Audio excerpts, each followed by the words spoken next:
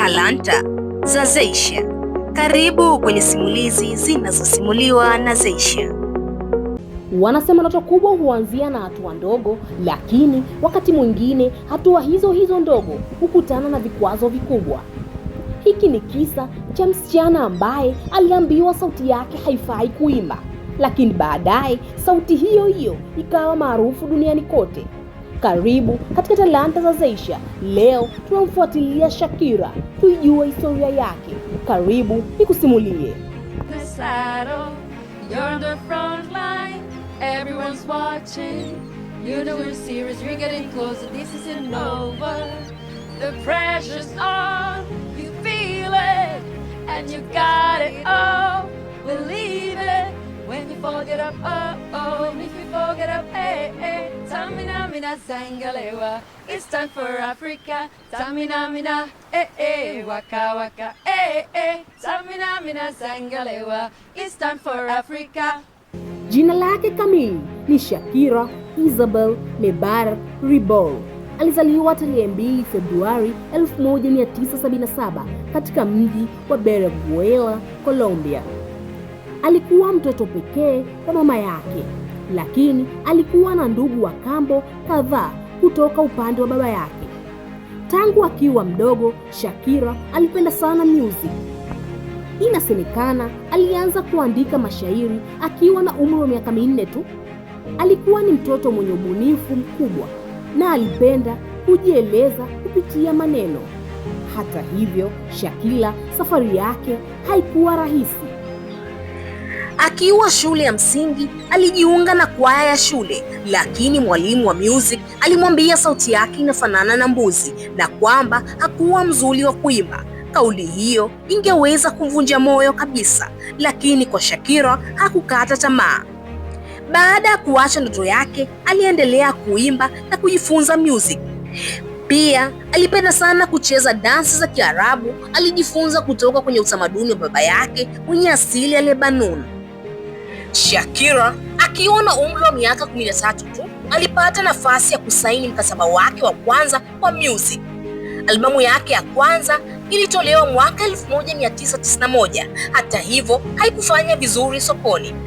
Albamu yake ya pili nayo haikupata mafanikio aliyotarajia.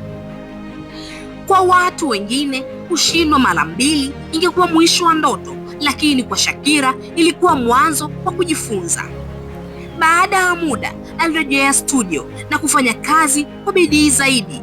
Mwaka 1995 alitoa albamu yake ya 3. Albamu hiyo ilifanikiwa sana na kumfanya aanze kujulikana katika nchi mbalimbali za Amerika ya Kusini. Umaarufu wake uliongezeka zaidi mwaka 1998 kupitia albamu yake ya 4, ambayo ilimfanya kuwa mmoja wa wasanii wakubwa wa music wa Kihispania duniani. Lakini Shakira alikuwa na ndoto kubwa zaidi. Alitaka kuingia kwenye soko la kimataifa la music wa Kiingereza. Mwaka 2001 alitoa albamu yake. Albamu hiyo ilileta wimbo maarufu wa Whenever. Wimbo huo ulisikika duniani kote na kumfanya kuwa nyota wa kitaifa.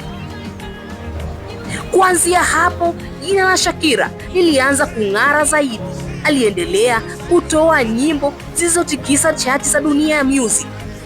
Mwaka 2006 alitoa wimbo wake wa Hips Don't Lie, uliokuwa moja ya nyimbo zilizofanikiwa zaidi katika historia yake. Wimbo huo ulivunja rekodi nyingi za kusikika katika nchi nyingi duniani. Mwaka 2010 alipata mafanikio makubwa zaidi. Alishirikishwa kuimba wimbo rasmi wa kombe la dunia, Waka Waka, This Time for Africa. Wimbo huo uliunganisha watu kutoka mataifa mbalimbali na hadi leo bado ni miongoni mwa nyimbo maarufu zaidi za mashindano ya kombe la dunia. Mbali na music, Shakira amekuwa akijihusisha na shughuli za kusaidia watoto kupata elimu. Alianzisha taasisi yake inayosaidia watoto kutoka familia zenye changamoto kupata fursa za kusoma. And the mothers of the children, most of the mothers that we've been meeting with, they work here and they receive a salary. So this school also generates income for all these heads of family and mothers. replaced due to the violence. Katika maisha ya kibinafsi, Shakira aliwahi kuwa kwenye uhusiano kwa muda mrefu na mchezaji wa soka la Kihispania Gerard Piqué. Walipata watoto wawili pamoja, baadaye walitengana. Jambo hilo lilivuta hisia za watu wengi duniani. Badala ya kukata tamaa baada ya changamoto hizo, Shakira aligeuza maumivu yake kuwa nguvu. Alirejea tena kwenye music na kutoa nyimbo zilizovunja rekodi ya wasikilizaji mtandaoni. Moja ya mambo yanayomfanya Shakira apendwe ni uwezo wake wa kuimba, kucheza dansi na kuandika nyimbo zake mwenyewe. Ana uwezo wa kuimba katika lugha mbalimbali na kuwafikia mashabiki kutoka sehemu tofauti za dunia. Leo hii Shakira anahesabika miongoni mwa wasanii wa kike wenye mafanikio makubwa zaidi duniani. Ameuza mamilioni ya albamu, ameshinda tuzo nyingi na ameendelea kuwa mfano wa mtu anayepambana hadi kufikia ndoto zake. Funzo: hadithi ya Shakira inatufundisha kwamba usikubali maneno ya watu yaamue hatima maisha yako. Aliambiwa hafai kuimba, lakini hakukata tamaa. Aliendelea kuamini uwezo wake mpaka dunia nzima ikamsikia. Wakati mwingine watu watakwambia huwezi, wengine watakwambia hufai, lakini kumbuka, sauti iliyokataliwa darasani ndiyo iliyokuja kuimbwa na mamilioni ya watu duniani. Huyu ndiye Shakira, mwanamke aliyebadilisha changamoto kuwa mafanikio. Hii ni Talanta za Zeysha, mahali ambapo tunasimulia safari za nyota zilizoangaza duniani. Kwa stori kama hizi, usiache kulike, kucomment na kushare, bila kusahau kusubscribe.